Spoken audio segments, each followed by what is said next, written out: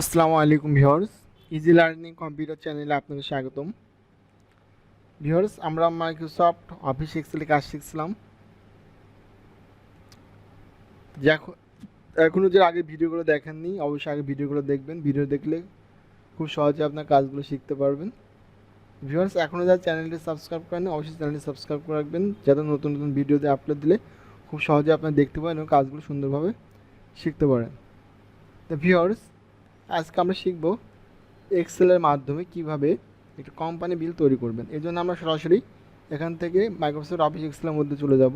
তো ভিউয়ার্স দেখেন, আমি আগে থেকে এখানে কিন্তু লিখে রেখেছি যাতে আমাদের ভিডিওটা বেশি বড় না হয়ে যায়। তো ভিউয়ার্স দেখেন, আমি এখানে আমাদের যে বিষয়গুলো যাবে সেগুলো আমি লিখে রেখেছি, কিন্তু এগুলো কি এলোমেলোভাবে আছে। তো আমি এগুলো এখন জাস্ট একটু সাজায় দেবো। এই জন্য জাস্ট আমি এগুলো সিলেক্ট করব। সিলেক্ট করার পরে এখান থেকে আমি জাস্ট সাজায় দেবো, সেন্টার লেফট এগুলো থেকে আমি এটা মাঝে করে দিলাম, এবং আমি চাচ্ছি যে লেখাগুলো একটু কী করে দেবো, বোল্ড করে দেবো। এই জন্য জাস্ট এখান থেকে একটু বোল্ড করে দিলাম। আর এই নিচের লেখাগুলোকে আমি এই ডান দিকে একটু চাপা দিতে যাচ্ছি, এই সোজা থাকবে। তো ভিউয়ার্স, আমরা কোম্পানি বিল তৈরি করবো। তো কোম্পানি বিলের মধ্যে এই বিষয়গুলো ছাড়া কিন্তু অনেক বিষয় আছে। আপনি সাপোজ একটা কোম্পানি থেকে কিছু মাল ক্রয় করবেন, তো এখন আপনি যে যে পণ্যগুলো কিনবেন সেই হিসেবে আপনাকে ওই কোম্পানি থেকে একটা বিল তৈরি করে দেবে। তো দেখেন, আমাদের প্রথমে এখানে সিরিয়াল নাম্বার আছে, বা ডিসক্রিপশন আছে, পণ্যের বিবরণ, আপনি কোন কোন পণ্যগুলো নিচ্ছেন। এরপর আছে কোয়ান্টিটি, মানে পরিমাণ, অর্থাৎ এই ল্যাপটপ বা এই প্রত্যেকটি পণ্য কতটি করে আপনি নিচ্ছেন। এরপর রেট, মানে পার রেট কত টাকা করে আসবে, সেই রেটটা আপনি এখানে উল্লেখ হচ্ছে। অ্যামাউন্টে করে আমরা কী করবো, জাস্ট এইগুলো ফলাফল দেবো। অর্থাৎ একটার দাম যদি 30,000 টাকা, তাহলে 5টার দাম কত।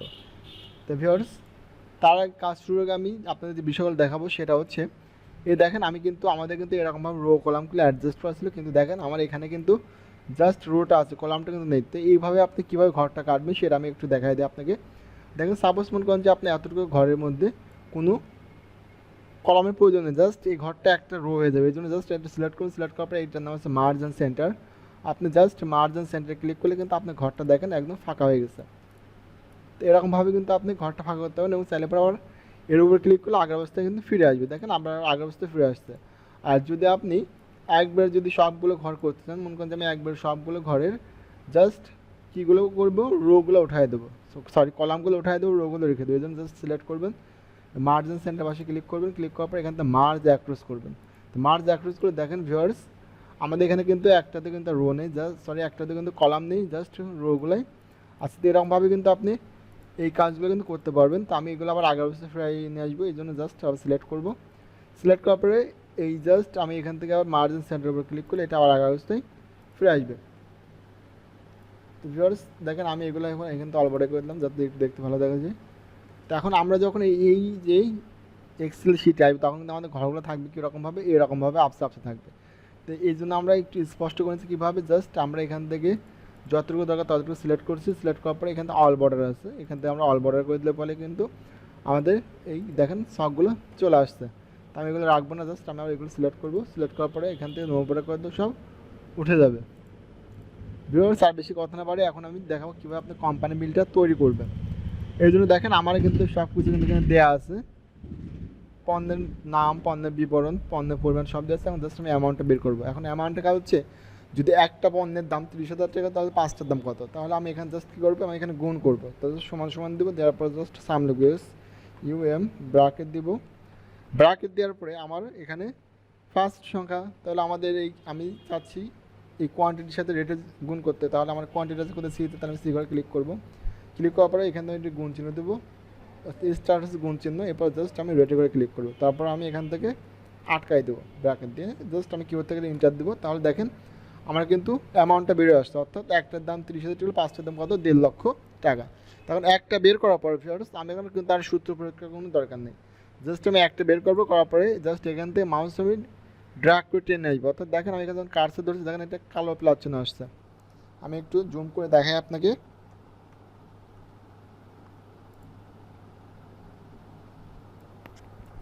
দেখেন ভিউয়ার্স, আমি এখানে আসলাম, আসার পরে এই যে একটা কালো প্লাস চিহ্ন আসছে, তখন জাস্ট মাউসের লেফটে চাপ দিয়ে আমি টেনে নিয়ে চলে আসলে কিন্তু আমার প্রত্যেকটি অটোমেটিক বেরোয় আসছে। বুঝা গেছে, আমাদের কিন্তু অ্যামাউন্টগুলো সব বেরোয় আসছে। এরপর আমাদের হচ্ছে টোটাল টাকা। এখন টোটাল টাকাটার কাজ কি, টোটাল টাকা হচ্ছে এই যে অ্যামাউন্ট, এই যে সবগুলো পণ্য মিলে কত টাকা দাম আসছে এবং সেটা আমি বের করি। এই জন্য জাস্ট কী করবো, আমি সমান সমান দেবো, দেওয়ার পরে সাম দেওয়ার পরে আমরা কিন্তু একবার যোগ শিখছি, অর্থাৎ কীভাবে আপনি একটা কলাম বা একটা রো বা টোটাল আপনি একটা শিট কীভাবে যোগ করবেন সেই বিষয়গুলো তো আমি আগের ক্লাসগুলো দেখিয়েছি। তো এই জন্য আমরা জাস্ট কী করবো, আমরা এখান থেকে ফার্স্ট সংখ্যা নিব, নেওয়ার পর কিবোর্ড থেকে ইস টু ইউজ করবো ইস টু দেওয়ার পর আমি জাস্ট লাস্ট সংখ্যাতে ক্লিক করবো। তাহলে দেখেন আমার E3:E9 সিলেক্ট হয়ে গেছে। এরপর আমি ব্র্যাকেটে আটকে দেবো, দেওয়ার পরে জাস্ট আমি এন্টার দেবো। তাহলে দেখেন আমি টোটাল ফলাফলটা বেরো আসছে, অর্থাৎ টোটাল পণ্যে কত টাকা ক্রয় করেছি, 9,69,200 টাকা। বুঝা গেছে? এরপর আমাদের এখানে ভ্যাট আছে, কি আছে ভ্যাট, অর্থাৎ আমি যে মালগুলো ক্রয় করছি বা যে পণ্যগুলো আমি কিনেছি, এখন তো এই পণ্য তো আমাকে কী দিতে হবে, ট্যাক্স বলেন ভ্যাট বলেন, এটা আমাকে অবশ্যই দিতে হবে। এই জন্য আমি এই টাকার উপরে 10% ভ্যাট বের করবো। তো ভ্যাট বের করতে জাস্ট সমান দেবো, সমান দেওয়ার পর আমি এখানে কিছু লিখবো না, আমি ভ্যাট বের করবো কোন টাকার উপর থেকে, এই 9 লক্ষ টাকার উপর থেকে। জাস্ট আমি 9 লক্ষ উপরে ক্লিক করবো, ক্লিক করার পরে গুণ চিহ্ন দেবো, গুণ চিহ্ন দেওয়ার পরে আমি জাস্ট হচ্ছে 10 দিব, দেওয়ার পরে শিফট পার্সেন্টেজ উল্লেখ করে দেবো, দেওয়ার পর আমি ইন্টার দিলে কিন্তু আমার কী চলে আসছে, ভ্যাটটা বেরো আসছে। অর্থাৎ ভ্যাট আসছে কত টাকা, 96,920 টাকা হচ্ছে আমাকে ভ্যাট দিতে হচ্ছে। এরপর আসছে হচ্ছে আমার সাব টোটাল, কী আসছে সাব টোটাল।